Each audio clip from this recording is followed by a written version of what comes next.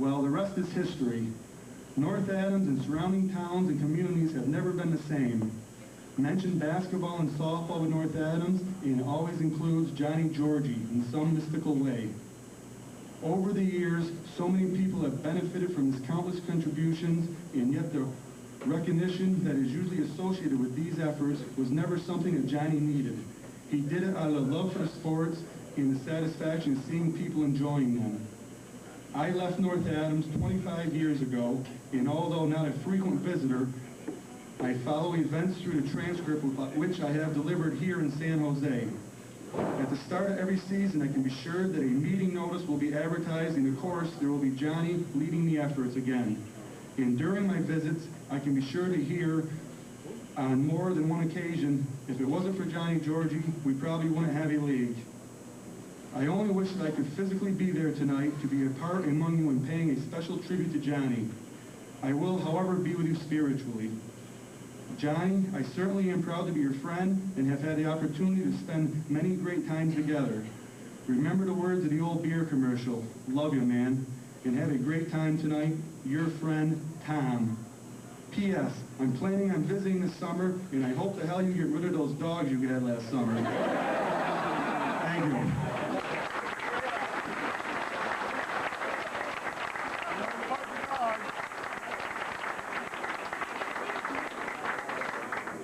I don't know how many of you knew Tommy Petro, but he was quite the ball player.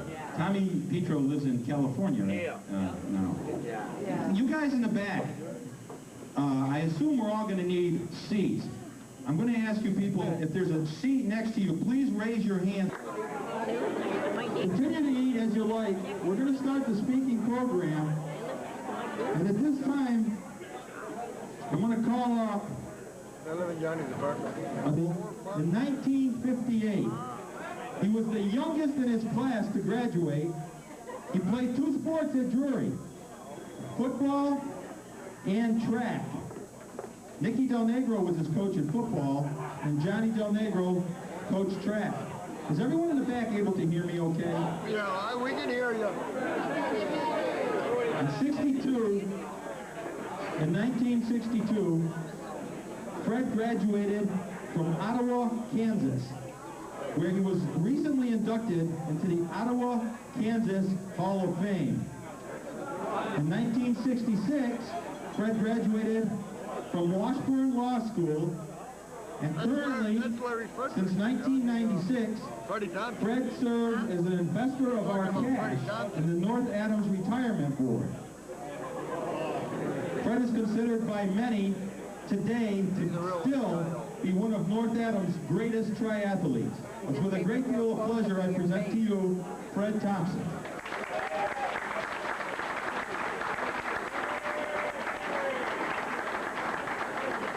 Listen, I didn't pay Mike for that. We're here to honor Johnny. I do want to, everybody here? No. I do want to thank Mike for one thing, though. Before I thank John Georgie, who's one of the best people I know. The one thing I want to thank Mike for is, when he first introduced the head table, he called me honorable. That's the first time I've been called honorable since I got out of law school. But anyways, we are here to not only recognize John, but I want to thank John. His many years of giving to this city, and he held together just countless leagues, sports leagues, that without his leadership, without his hard work, without the lack of help and the lack of funds, but John held them together. Many times he was the organizer of the league, the referee of the league, the scorekeeper of the league, and the time clock. And I had a few arguments with him about the time clock, because I remember a few times that it was getting a little late, maybe we had a few too many fouls, and suddenly the time clock would keep running and my team was behind. So John, I want to speak to you about that sometime. Debbie and Joey. And another thing I really personally, and I want to congratulate John, but also personally thank him for his 2 great sons, Neil and Alan. And I'm sure this is one thing he'll agree with me on. And I really...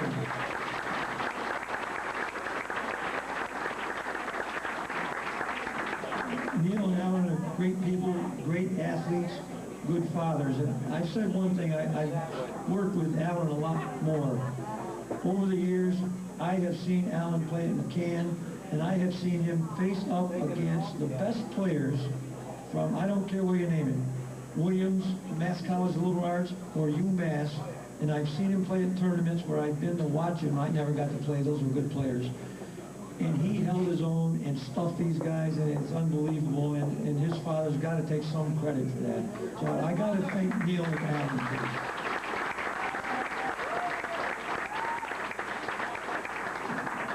Now, as I noted, I've known John since his high school days, and so I know that you all know about his great athletic career, but he's done a lot more.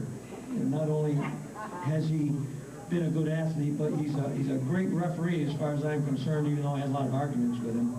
But I could never figure out how John could call a foul on me when he was looking the other way. And I thought maybe he had eyes behind his head, but he didn't. He just knows when you commit a foul, so you never get away from him. But he's stubborn too. One game I really remember where he wouldn't change his call. He had called a certain individual a foul, and I think it was his 5th foul. And this guy, John refuses to change a call even when Paul Collier tipped over the scorer's table. And if you think I'm kidding, I'm sorry, Paul's wife, where's Beth? But maybe there's another reason he knows when he's fouling. And I remember, I don't know how I got there, but it must not have been many people signed up. I ended up playing John in a one-on-one tournament at the new YMCA outdoor courts. John didn't feel like chasing me around because maybe I didn't play very good basketball, but I could keep running. So he just merely would take the ball out and back into me all the way to the bucket and then reach up and score a layup. Now, the ref only had 2 people to watch, me and John. And yet he never called a foul on him. So I think John knows how to commit a foul without getting caught, and he knew I could do it. So, John, in all seriousness, and I did want to make this brief, and you've set a great example as a worker, an athlete, a citizen, and a family man, and you've set a great example for several generations. And I thank you for that, and I thank everybody for letting me take an opportunity to thank John Georgie. Thank you very much.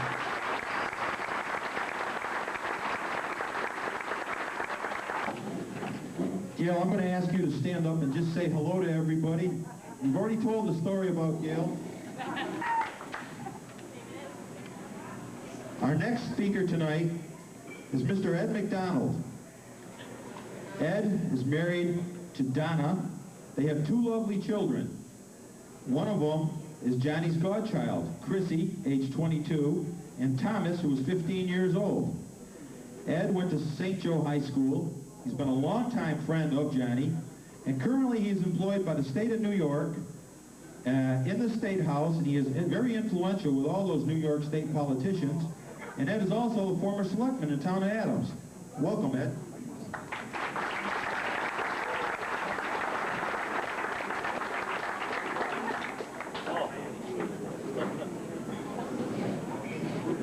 John, I've been waiting for this for 38 years.